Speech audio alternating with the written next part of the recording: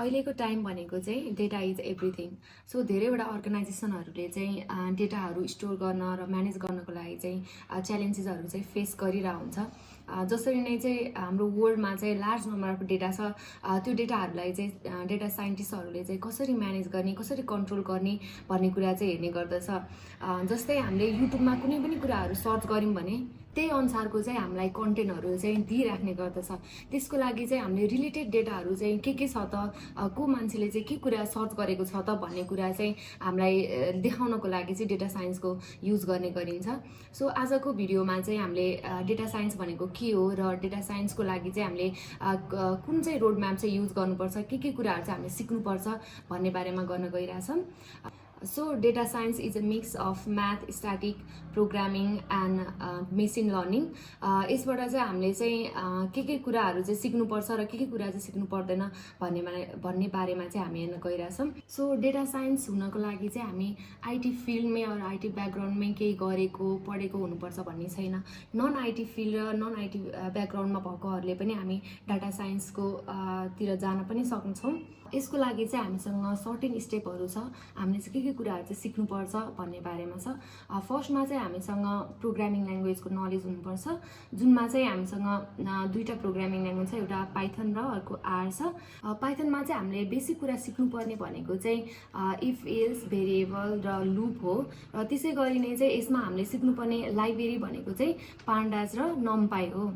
पाइथनको लाइब्रेरिजले चाहिँ हामीलाई कसरी चाहिँ कुनै पनि डेटालाई चाहिँ ह्यान्डल गर्ने र कसरी म्यानेज वेमा चाहिँ राख्ने भन्ने कुरा हेल्प गर्छ। जसरी हामीले पाइथनबाट पनि गर्न सक्थ्यौँ, तर यो चाहिँ लाइब्रेरी हो, यसमा चाहिँ यो कुरा चाहिँ सर्टेन कुराको लागि चाहिँ एउटा फिक्स गरिसकेको हुन्छ। त्यसैले गर्दाखेरि चाहिँ हामीले लाइब्रेरी युज गऱ्यौँ भने चाहिँ अझ छिटो र सजिलै तरिकाले चाहिँ गर्न सकिन्छ। सेकेन्डली भन्नुपर्दा चाहिँ learn some static or mathematical, जुन कुरा चाहिँ हामीले पहिला प्लस टूमा पढेकोले पनि अलिअलि चाहिँ हामीलाई हेल्प गर्छ। तर हामीलाई त्यसरी म्याथ भन्दैमा पनि त्यस्तो डिपली नै हामीलाई सबै कुरा थाहा हुनुपर्ने भन्ने हुँदैन। सर्टेन कुराहरू चाहिँ जुन छ डाटा साइन्सको लागि चाहिने त्यो कुरा मात्रै चाहिँ हामीलाई थाहा पाउँदा चाहिँ हुन्छ। जस्तै स्ट्याटिकमा चाहिँ हामीले मिन, मिडियन, मोड र स्ट्यान्डर्ड डेभिएसन रहेको छ। चाहिँ लिनियरमा चाहिँ हामीले भेक्टर, म्याट्रिक्स र आइगन रहेको छ। त्यसै गरी हामीलाई चाहिँ चाहिनुपर्ने डेरिभेटिभ्स पनि छ र प्रोबाबिलिटीमा चाहिँ अड्स र कन्डिसनल प्रोबाबिलिटी छ। यति बेसिक म्याथमेटिक्स चाहिँ हाम्रो नलेज नट डिपली चाहिँ हामीले डिपली नै चाहिँ सिक्नुपर्छ भन्ने छैन। बेसिक कुराहरू चाहिँ थाहा भयो भने पनि हामीले डेटा साइन्सको लागि चाहिँ गर्न सक्छौँ र सिक्न सक्छौँ। म्याथमेटिक्सको बेसिक नलेज भइसके पछाडि चाहिँ हामीले थर्डली चाहिँ डाटा भिजुअलाइजेसन गर्ने गर्दछौँ। डाटा भिजुअलाइजेसन भनेको चाहिँ हामीले कुनै पनि डेटाहरू कलेक्ट गरे पछाडि चाहिँ कसरी भिजुअल गर्ने, कसरी चाहिँ देखाउने भन्ने कुरा हुन्छ। त्यसको लागि चाहिँ हामीसँग पाइथनको दुईवटा लाइब्रेरिजहरू छ। त्यो चाहिँ म्याटलबिन र सेबोन हो।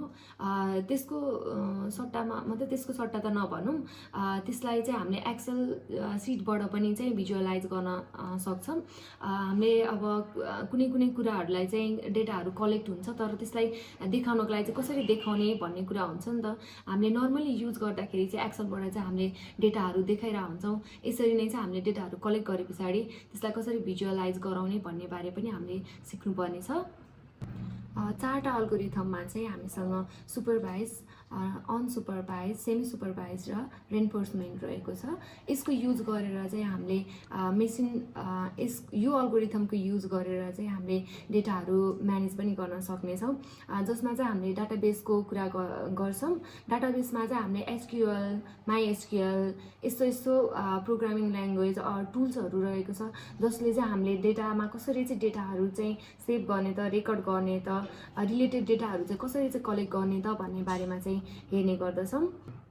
यो सबै कुराहरू चाहिँ हामीले जानिसके पछाडि चाहिँ हामीले सर्टेन प्रोजेक्टमा चाहिँ जस्तै हामीले युट्युबहरूमा हुन्छ त्यो प्रोजेक्टहरू चाहिँ गऱ्यौँ भने चाहिँ हामीलाई अझ धेरै नलेज गेन पनि गर्न सक्दछौँ। सो आजको भिडियोमा चाहिँ हामीले डेटा साइन्स चाहिँ के हो त, डेटा साइन्सको रोड म्याप चाहिँ के हुन्छ त भनेर चाहिँ हेऱ्यौँ। Thank you so much for watching this video. यस्तै भिडियोको लागि चाहिँ हजुरहरूले हाम्रो च्यानललाई सब्सक्राइब गर्न सक्नुहुनेछ।